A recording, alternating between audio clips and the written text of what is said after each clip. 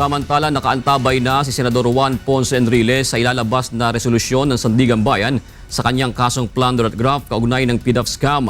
Ito ang balita ni Brian De Paz. Hinihintay na ni Senate Minority Floor Leader Juan Ponce Enrile ang ilalabas na resolusyon ng Korte ukol sa kanyang kasong plunder at graft dahil sa pork barrel scam. Partikular na desisyon ng Sandigan Bayan 3rd Division sa mosyong i-dismiss ang kanyang mga kaso. Nasa kanyang tahanan sa Makati ang senador dahil nangako siyang hindi aalis ng Metro Manila upang ipakitang nagpapasakop siya sa proseso ng korte. Nakaantabay din ang mga kagawad ng media sa kanyang bahay sa Dasmariñas Village sa Makati. Mahigpit na seguridad ang ipinatutupad sa labas at loob ng kanyang bahay.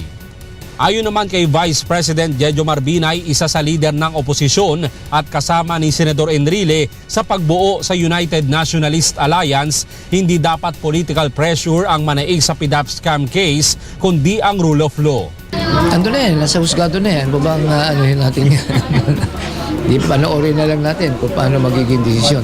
Yun lang, yung mga kaso yun, hamon ngayon yan. It's a litmus test.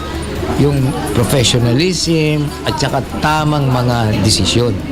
Ha? Yung bang the rule of law ang mananaig.